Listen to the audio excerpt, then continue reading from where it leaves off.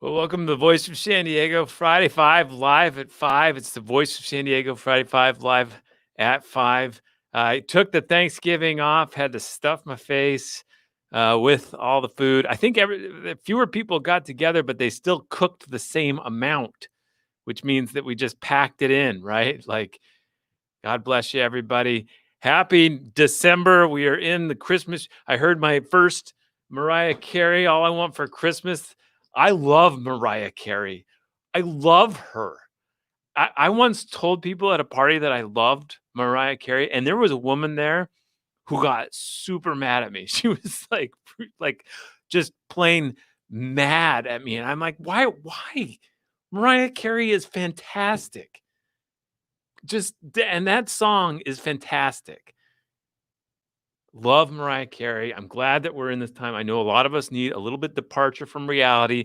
So let's bring a little reality, but let's also stick together. Let's go for number one.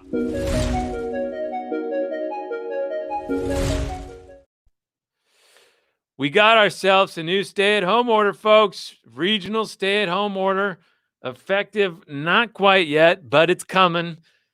The stay-at-home order issued from the state of California. Now, there's a couple of things that happened this week. If you had trouble following it, here's what happened. Two things. The first is that the governor now has added a new caveat to the situation. There are now 5 regions in California. Here are the 5. Look at Southern California. Damn. I mean, that is a place. Look at that. All the way up to San Luis Obispo, all the way over here to Mono County. This is a place. This is a region. That is a region. So that's our region as it pertains to this stay-at-home order, which is not quite in effect for us yet. It only is in effect when we hit less than 15% capacity for our ICU beds, all right? So the beds and the staffing associated with beds for our intensive care units, when there are fewer than 15% of them left to be filled, then we enter the stay-at-home order within 24 hours after that happens. Now, they project that it's going to happen soon, and boy, we are on our way. The numbers just came out today. There were 2,039 new cases of coronavirus today, 8% positivity rate. Hospitalizations, huge jump. Check out the hospitalizations. Yikes. Look at this. Remember, we hovered at the 297. They switched the definition around the end of October of hospitalizations, and there was a little bit of a change from that, not much, but since then it's almost tripled, up to 791 today. 216 people in the intensive care units in San Diego County. Not good at all. Here's the cases. Cases soaring. Everything is soaring. We're catching up to the Midwest. Rough times. It's not good. Not good at all. Case rates at 15.3 per 100,000. Remember, to be in the lower tier, we need to get it to 7. We've doubled it. Remember, we were like, oh, maybe it'll get to 7. Nah, man, we just shot past that. We're at 15. It's horrible. It's not good. And now we're part of this Southern California. Look at that. Why does Sacramento get this little circle? And we're like, this is a giant country. How many countries have fewer people than that Southern California region? That is a lot of people, a lot of different types of people as well. Now, here's the thing. It's a stay-at-home order. It's a stay-at-home order, except you should go outside. Here's the governor. We encourage you to take your dog for a walk. We want you to exercise and go on a run with a partner within your household. Go sledding, these outdoor activities in the winter, to the extent a walk on the beach or out in our state parks or your local parks is appropriate. We encourage that. Take a bike ride, go fishing. Those that are learning to meditate more and more, I imagine, in yoga, we encourage those activities. Go sledding. Let me get that. Go sledding. Go fishing. I'm into this stay-at-home order. Sledding, fishing, skiing. Let's do this. Let's do this. I am so into a stay-at-home order where I can go skiing, meditating, and fishing. This will never not get old, that we have to stay at home, but we should go out. That's what we should be doing, both of the things. Now, there is that weird juxtaposition, because one of the things that was closed statewide, playgrounds have been ordered closed if they cross that line. And again, we're heading towards that threshold. We're there. It's just a matter of hours or maybe a day or two before we cross that threshold. They're going to close playgrounds again. I love that I was complaining about this on Twitter, and a guy was like, "Well, just have your kids run in the park and not go on the thing." There's a person who has kids for sure, right? Who run in parks and just don't go to the playground. But what are they closing playgrounds for? But guess what? They're leaving open the ski resorts. So I don't understand. I just don't understand why we can go skiing, but not this. I mean, again, this is what happens when you do like this patchwork of what you can do and what you can't do. And I know they realize they have to do that because people need to get out, they need to recreate or whatever. But it brings up just these massive contradictions. And look, you can tell people go skiing all you want, but the fact is that some people can afford to ski and some people can't.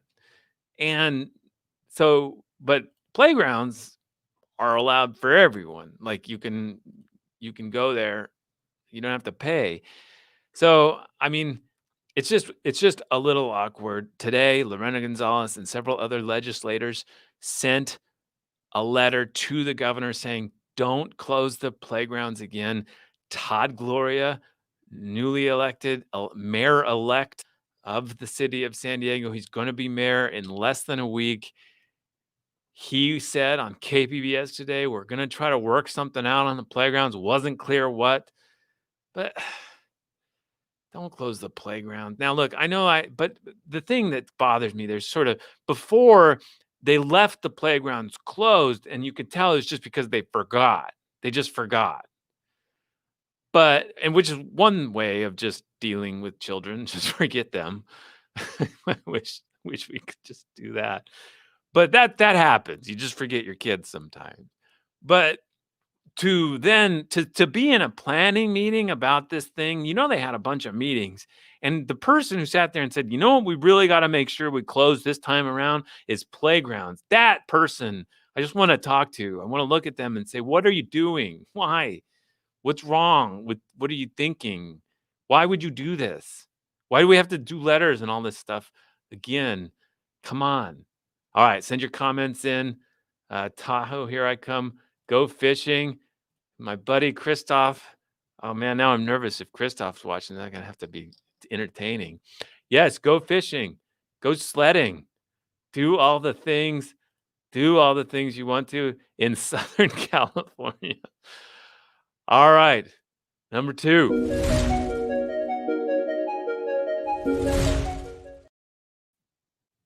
They're never opening schools. They're just not. They are not opening schools. This was the note we got this week from San Diego Unified School District. Sorry, they said, remember they were going to open schools January 4th for halftime for elementary students, and then They were also going to bring in high school students like twice a week. We were super excited, but it was like, what do you think's going to get better between when you announce that and January 4th? Because you could kind of tell something wasn't going to get better. And, I don't know, maybe they were cynically trying to string us along or what, but here was the note we got. The decision to remain online longer than we had hoped will be disappointing to many students, teachers, and others who are eager to go back to the classroom. However, the current spread of the coronavirus in our community makes it unsafe to move forward with phase 2 of our reopening plan. We plan to reassess the public health conditions and provide an updated timeline January 13th.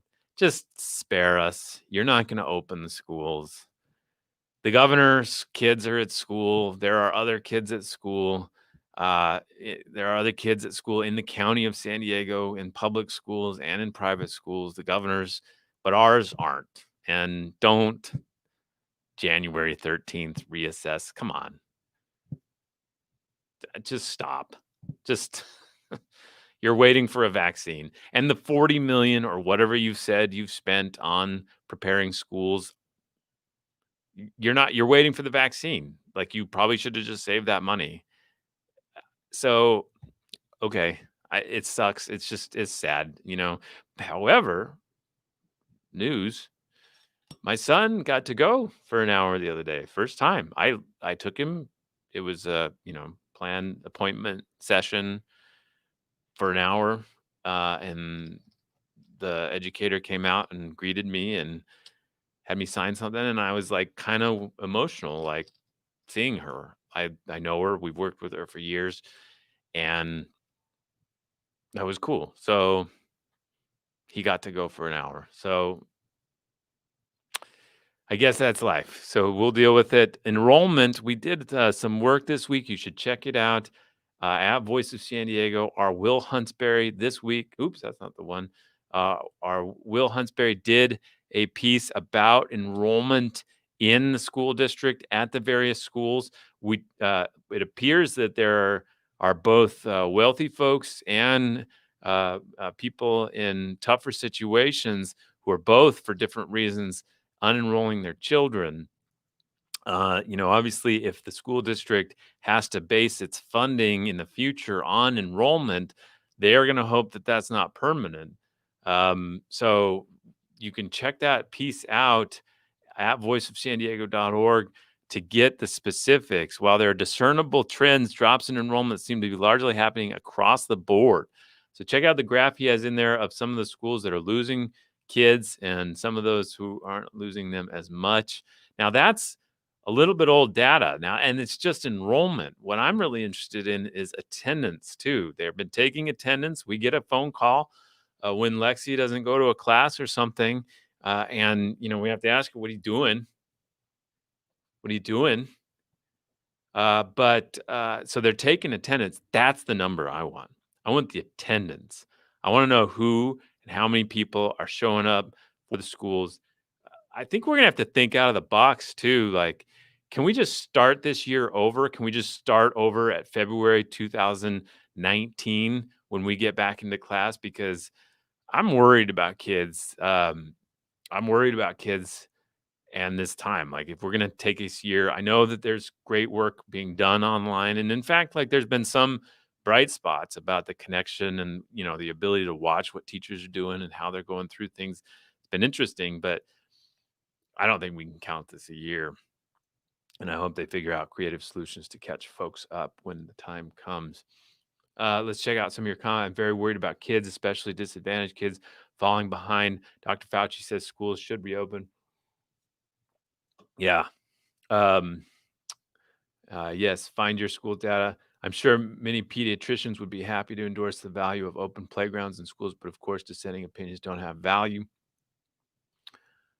I wish they would open the schools like they did in most of Europe. I think that was the frustrating thing. Like France and them, they closed everything but schools. It was just impossible for us to comprehend a world where schools were prioritized that much.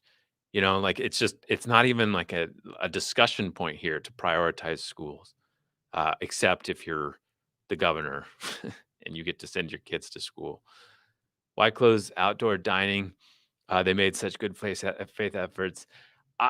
Here's I have a thing about that too. Like now, some of these places they're not doing outdoor. They did fully enclosed. Have you seen those? The plastic tents with like the window of a door that opens up. That's the worst thing you could do. You should be inside at that point because there's no ventilation going. You're just breathing each other's aerosols. You're bathing in each other's aerosols at that point. Don't do that. Don't go to a restaurant there. But the places that had genuine ventilation going on, if there was a spread of virus happening, it was probably happening inside where the cooks are or whatever.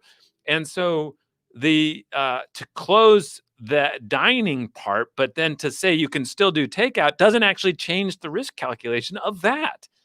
Like there's they spent so much money working on this outdoor thing because we learned that outdoor doesn't spread, and they don't have any data that shows that these outdoor restaurants are spreading the disease. They're just basically saying we all have to stop everything we're doing except for all these things we should still do.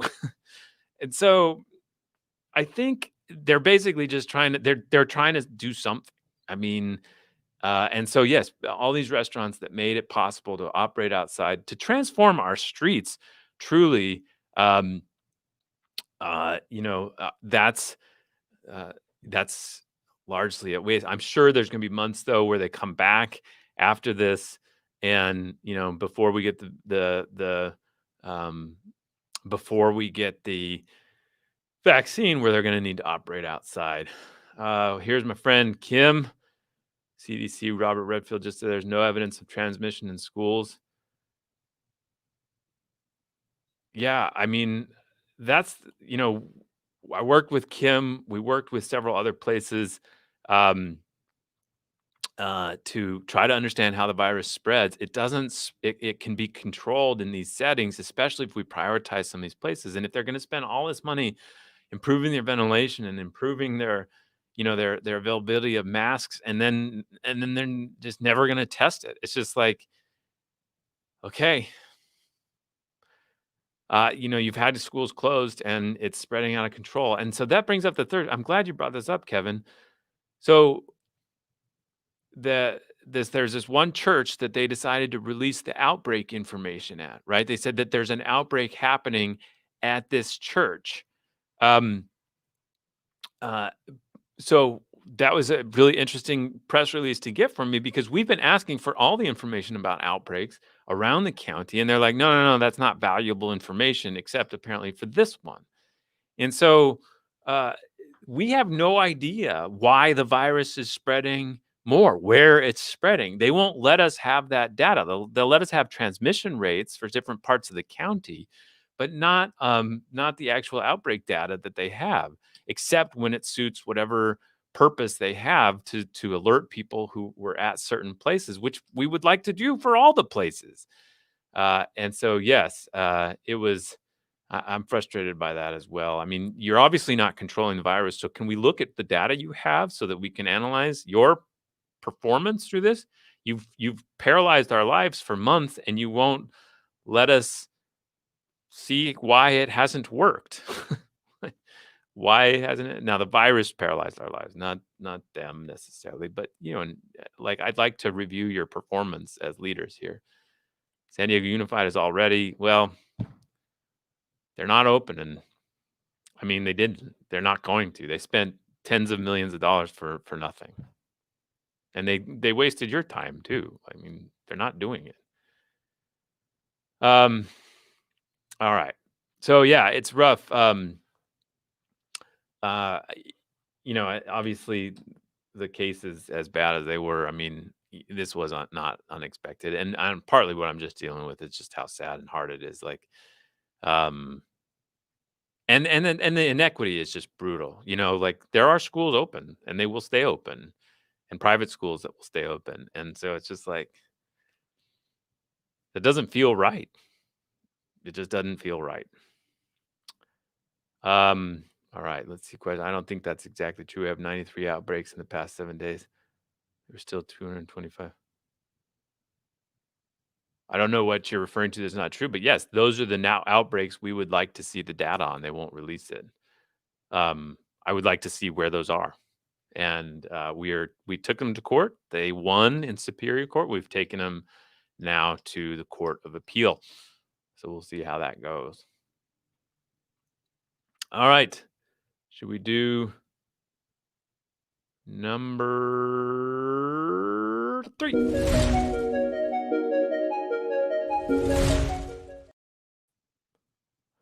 All right, this is about jails. So talk about ventilation and how you would spread the disease. If you wanted to spread the disease, well, you'd pack people in a poorly ventilated area with bad, tough hygienic situations and, probably difficulty enforcing masks, and you would get spread. And that's what's happening in our jails.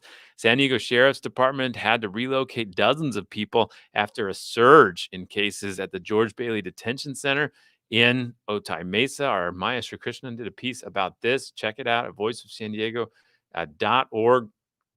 That's this one here.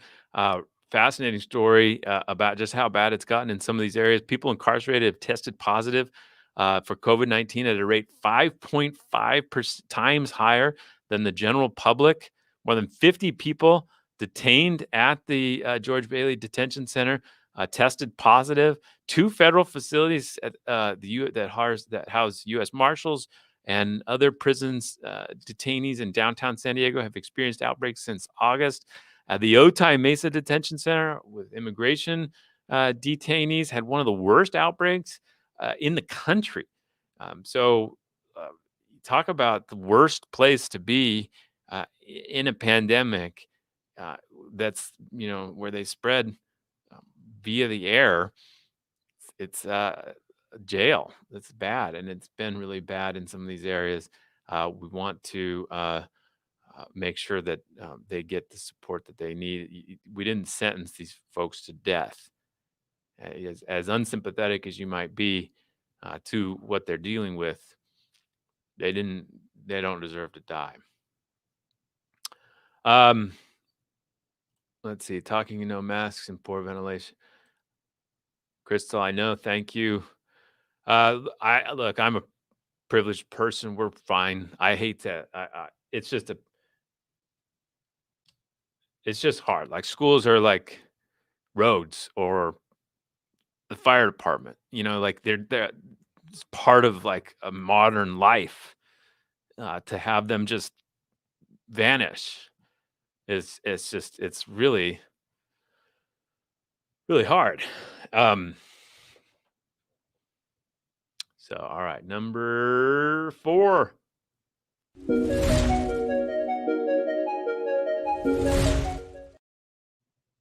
All right, there's a statue of Pete Wilson downtown, and it disappeared a couple months ago. There was a small press conference of activists. Pete Wilson was the former mayor of San Diego.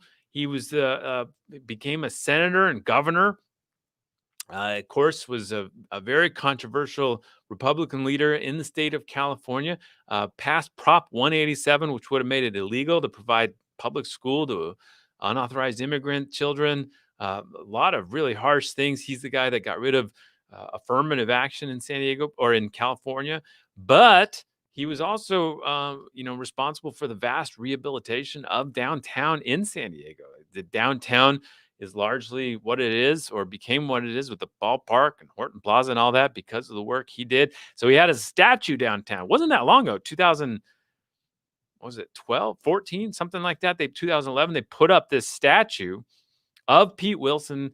And then about a couple months ago, some activists held a press conference there, said, we don't want this statue here anymore. He represents, ideas and concepts about white supremacy that we're not into anymore. We don't really want him around. Now, this is a private land, a private statue owned by a private nonprofit. And so right after they did the press conference, they took it down. They said, we just wanted to protect the statue. Well, this week, it is back. Pete Wilson is back at that spot in Horton Plaza. Again, that's private land, private statue. This week, got a tip that he was back. And they said, yeah, we put him back. You call them and ask, what's up? Why? Well, Pete Wilson is a symbol of all that's great in downtown San Diego, what we did in San Diego, how we rebuilt San Diego, and we wanted him back, so we put him back. Welcome back, Pete. Whew. That's an interesting one. We'll see how long that lasts. All right, let's check your question. Any good news? Well, it might be good news if you like Pete Wilson statue. All right, and number 5.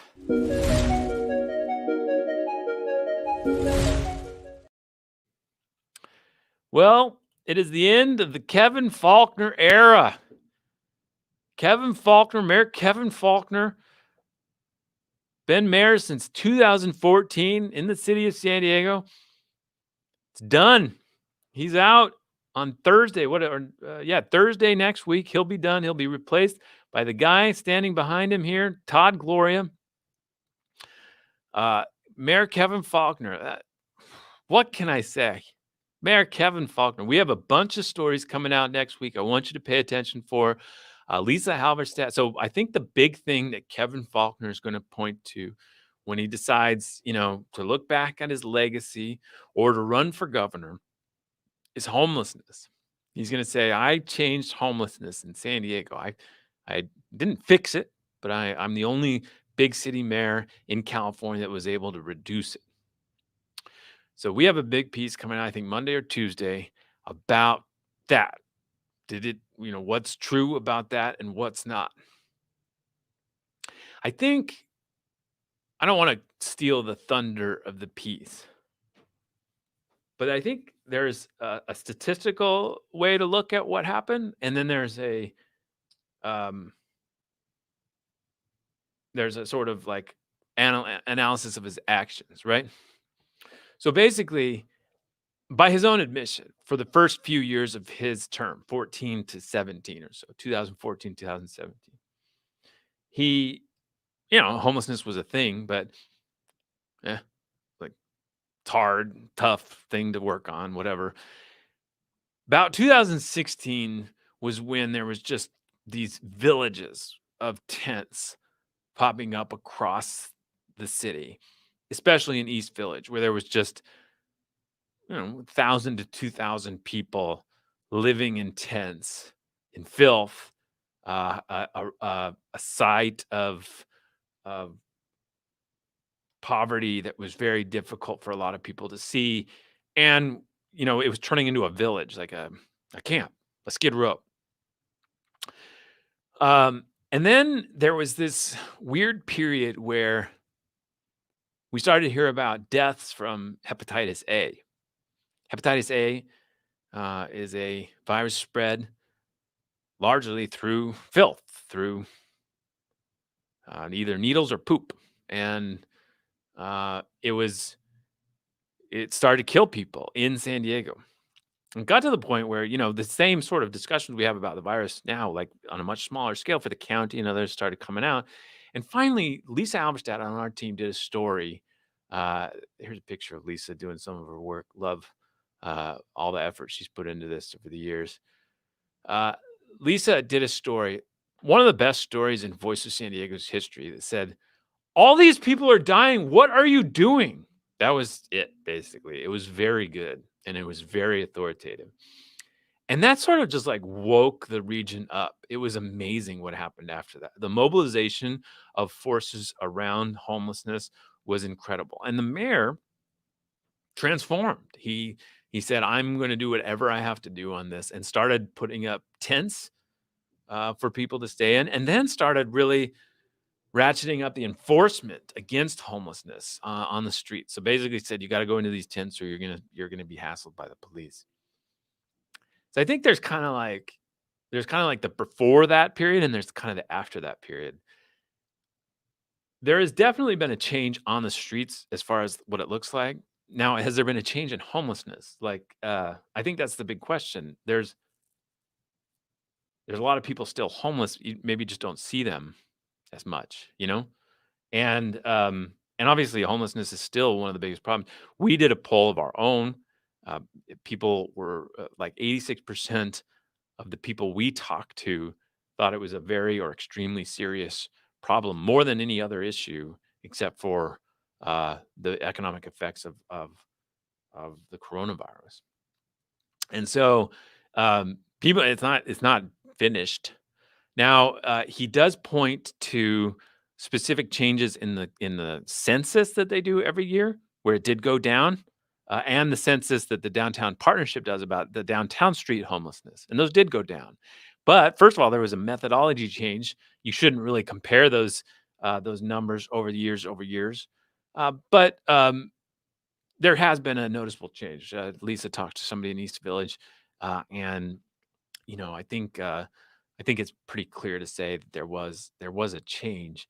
I think there will be a lot of people that never forgive him, though, for those years where it got bad and nothing changed.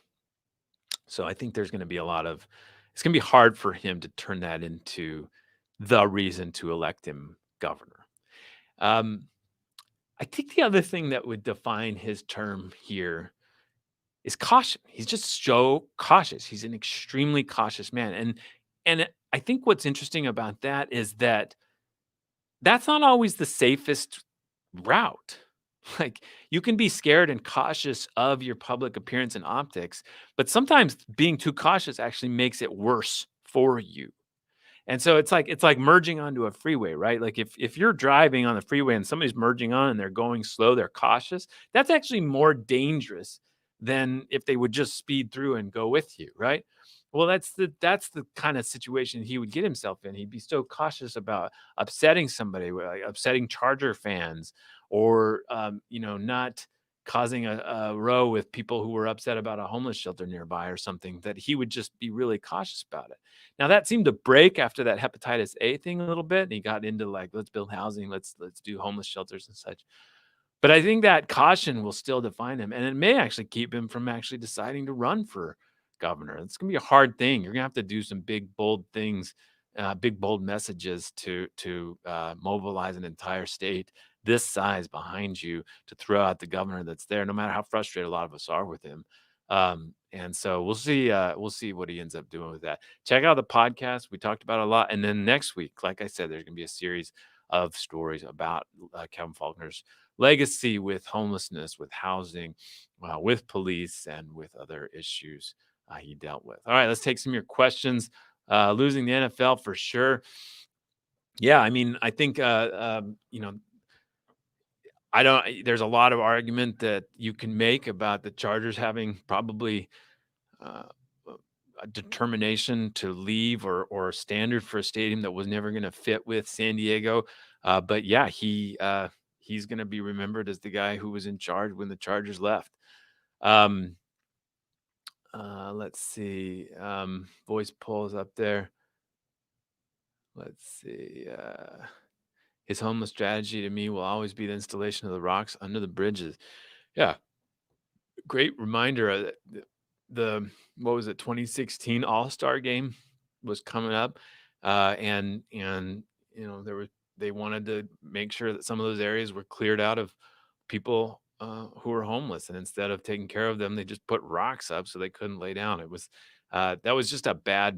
it was a bad period for homeless policy. There's no question about that. And I think like so much of what the mayor actually did for homelessness was, that's that two-part, that sort of Faulconer doctrine of, like, build shelters they can go into and then kind of force them into those. And a lot of those shelters and the services he provided were funded by the state. So, there's a lot of money that's involved in that as well. All right, so check out those stories. Hope everybody's being safe. Any other questions about what's going on in public policy or tips, let me know.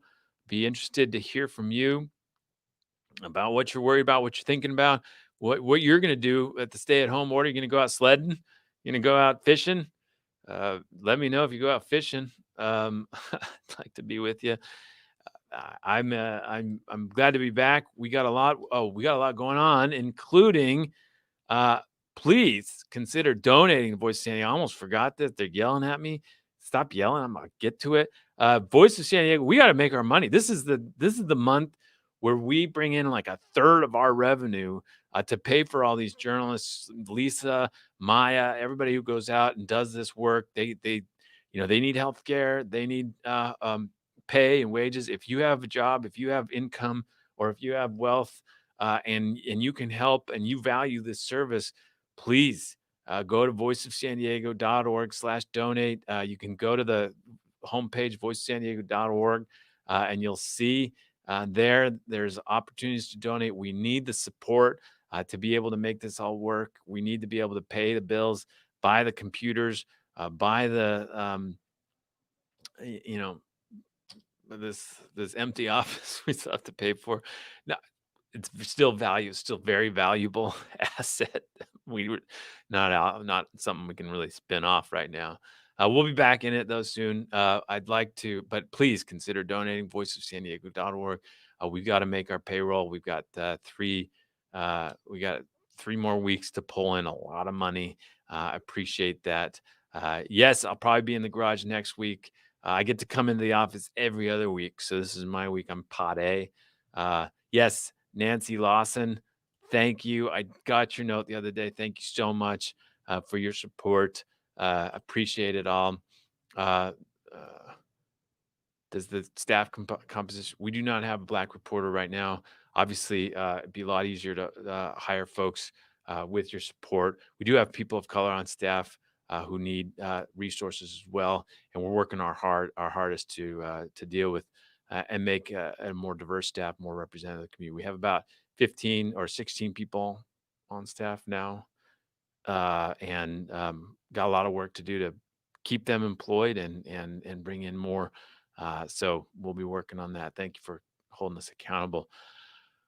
Here's a question: what will restaurants do if they defy the orders and shut down outside dining? That's a good question. I think that's a good question for the mayor, for the police chief, for the sheriffs. All right. Thank you all for your support. Go to voicesandiego.org. Well, that's the question for the mayor. I'm not sure what they're going to do. I mean, I think that that's a really good question for the chief of police and the mayor and the sheriff. All right, all. Have a good weekend. Take care of yourselves. Get outside. Go fishing. Go sledding. Take care of yourselves. Don't go inside a poorly ventilated area with a bunch of other people. Just don't do that. And if you're around other people, wear a mask. That's it. Thank you for your support.